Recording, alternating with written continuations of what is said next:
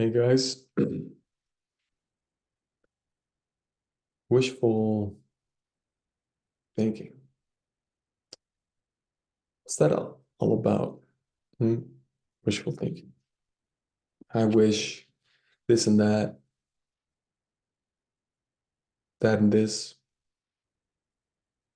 Wishing something else was here, except for what is. I can understand that. Life is not always so fun, and you want different things to appear. Money, or cars, or girls, or different feelings, mental states, just different. Take me to someplace else. I know I've, certainly thought that from time to time. There are definitely periods where I think it a lot, where the now it just feels not good enough, fun enough, or joyful enough. You're fighting the now. Now is just not good enough. And the now it can feel, difficult sometimes. For me, it felt and difficult sometimes still feels difficult. And because the now, feels difficult, we try to get out of the now. The trick is, you can't ever get out of the now because there only is the now, just an everlasting moment of now.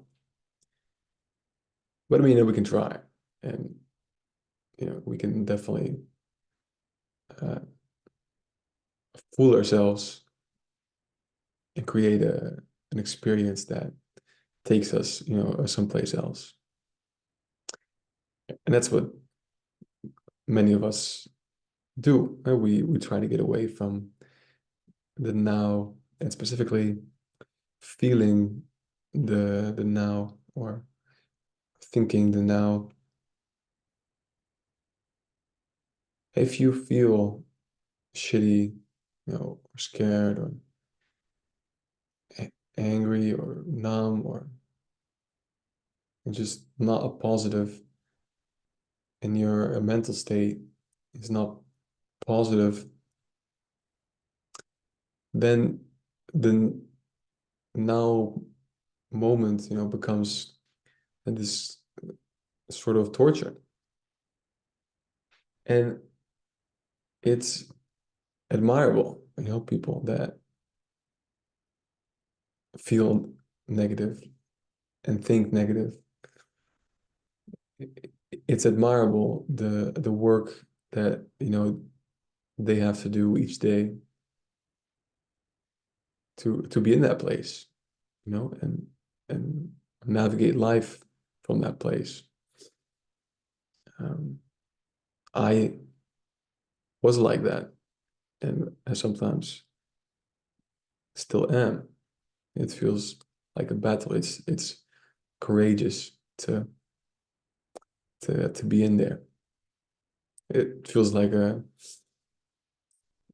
torture sometimes, and you haven't always learned how to navigate those things effectively.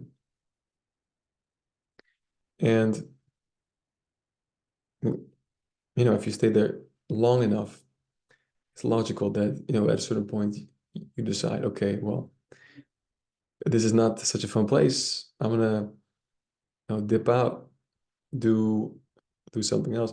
And I'm not talking about, things like suicide, although uh, the mental painful state and the emotional painful state that sometimes leads people to make that decision. But I'm more talking about the step that's more common and that sort of maybe precedes for a lot of people that make that choice. Um, that's more about running away from the present moment, right? So there's pain, there's negativity, and it's not nice, you know. So what do? We try to go someplace else. We distract ourselves from what's here now. And how we do that is by taking a break because my mom is calling me. All right, mom's call done. Where were we? Somewhere, somewhere within the feels. No, where were we? We were talking about that when you're in that state, in that space, it feels unpleasant and you want to go somewhere else. You want to go somewhere where, you know, you feel better. It's more fun. It's easier. Just a place where you can rest, where you don't have to feel those things or don't have to think those things. And what we do is because many of us don't have the skills to deal with those things in a healthy way, how to redirect your thoughts or how to manage negative thoughts, not believe negative thoughts, let them pass by without attaching to it, how to process feelings, how to not get lost in your feelings, how to work through them. We don't have those skills, many of us. And so we have picked the next best thing, which is often a lot easier because, you know, managing your thoughts and your feelings takes time. It takes effort. You know, it's not an immediate payoff, but there are things that are an immediate payoff. You know, drugs, sex, alcohol, smoking, Netflix, food, being social, anything can really be a distraction from your feelings. It all depends on the person. And some people choose food. For me, it was weed. That was my drug of choice to get away from myself and to get out of my thoughts and feelings, to not feel fear, and just relax, to be more at peace. And it's not even that many of us, you know, choose it consciously to run away, to suppress many of these, you know, things that we do, smoking or, you know, food or gaming, you know, and Netflix. These are things that, you know, start quite innocently, that you don't realize you do, you know, because you're suppressing things. You know, like when I started smoking cigarettes when I was younger, it wasn't, you know, that I thought, oh, I don't feel good now, and I'm going to smoke cigarettes to suppress that. But the fact that I did it, and meant, that there was something to be suppressed. The fact that I decided to smoke, I feel I wouldn't have done if I didn't have that, feeling that I wanted to run away from. So it starts off more innocent without really, being a problem for you, or realizing that as something is a problem. And then, by the time you learn that, oh, hey, I may be suppressing things, then lots of these, things that we use to suppress our feelings or get away from our thoughts are have already so ingrained in our system that, it becomes much harder to stop and to not do that, because so much of our day is, filled with these activities that are there, and sometimes, they give joy for sure. Let me get this straight. And things like food, gaming, it could be fun. Netflix, and I love movies. Not all is suppression, but many of it is. Um, many of us, many of it is just to have to get away from the silence, uh, or your own feelings and thoughts. Because when you stop, there's the train going again, and all of us have, feelings that were suppressed, and so all of us have suppression tools that we use. I mean, it's a given. It's it's everywhere you look. There's whole economies, built on emotional suppression, gambling, porn. It's all just people trying to get away from, their feelings. And so we tend to run away from the present instead of staying inside. And what you learn when you run away from the present is that what I learned is that it's very hard to run away from the present, because the present is all there is. So quite logically, it's hard to get away from it. Another thing that's hard to get away from is yourself and your feelings and your thoughts. Because when you stop, and there they are again. And so there goes this cycle of needing more and more and more until, enough is enough. And we come to the understanding, that running away is not an option anymore. It's not sustainable. And sooner or later, uh, we all arrive at that conclusion. And then we have, another choice. And do we keep, suppressing consciously? At this point, it's something conscious because we know we are suppressing, or and do you face the music? And facing the music is not always that easy.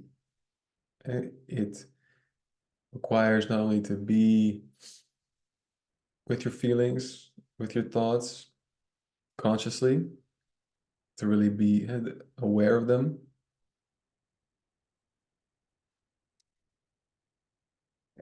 and then to work with them, to move to move into them. I would say it's the opposite of running away.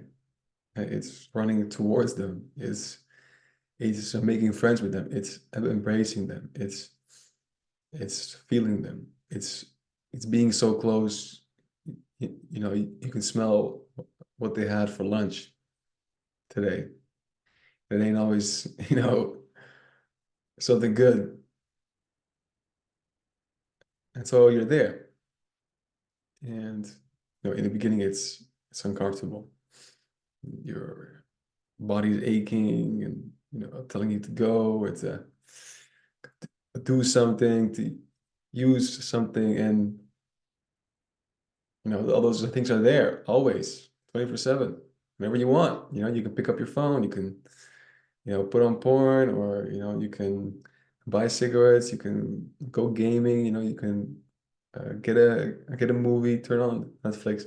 It's all there, and so uh, it's not only a feeling, but it's also about not running away from the feeling, just being there and staying there, even though parts of you are telling you go go go or do something else. It's more fun there, but willingly, and this is not what I want anymore. And you stay there, and you stay there for a while, just chilling, you know, hanging out, taking up the space around you, how it feels. And what's funny is that, you become more accustomed to the place, to the feelings, to the thoughts. You become more comfortable. And it's like, for the first time you're going to university and you have a few roommates. And in the beginning it's maybe awkward and hey, you're trying to find your place, but at a certain point you're best buds and you feel more comfortable. And that's, what starts to happen. And you become more comfortable with yourself and those feelings. And this is often something that you don't realize when you're first starting out, because you're looking at that mountain of, feelings or thoughts or behavior of things that like you have to do, and the road feels so long, and it's hard to have that mindset like at the start. But if you push through, you find relatively quickly that it becomes easier and even joyful, because one, you start to feel better, right? So you start to feel the feelings, start to overcome the thoughts, and life feels like a more fun place, literally, right? There's less thoughts, there's more positivity, there's less uncomfortableness in your feelings, there's less, fear, anger, sadness, there's more joy, there's more peace. And so things literally start to change, and this motivates, this is what makes you want more of it. It's the reward for your work. And then secondly, what I have found is that you can sort of start celebrating whenever, there's a new feeling like that you uncover, from your past that has been, locked in your subconscious for who knows how long, or uh, locked inside your physical body, and is now coming up. Maybe there's a trigger, for example, a good point. So my mom called me because she has to do presentation for work tomorrow. Well, we work in the same company, and she's super busy, has been going through a move, and she asked me to do the presentation. And um, even though like I've done multiple presentations now, many times, and from my stuttering days, it still feels whenever that like initial uh, ask comes like a stress response. Like my body wants to run and go and say no, and says, oh, it's not safe, do something else. And that feeling, albeit very uncomfortable and unpleasant, I kind of I get excited about, because it's another opportunity for me to feel what is within me, to look at that and to feel all the way through. And when it's felt, it releases, because that's really all feelings desire to be felt.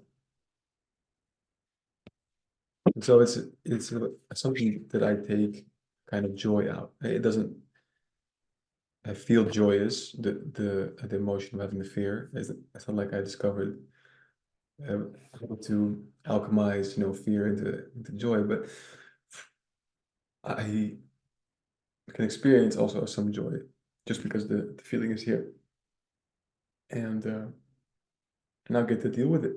So it's a small example of how, when you're on that path, you're able to look at yourself with greater clarity, the things that are happening, feelings, and the more you feel and use your tools, the easier it becomes to stay present, to be in the now, and to make your home in the now, to seek less, worry less, just to be here. And that's a good feeling. That's a feeling worth having. It's peaceful. It's nice, feelings. Life should feel like that. If life is, this endless loop of the present moment, then, to make the experience of that loop pleasant, I mean, that sounds to me like the ultimate goal. So if you're, feeling things, I would say get excited and be compassionate towards yourself, towards your feelings, towards your thoughts, and write them out. Right, I think that's the end of this video. Have a nice evening.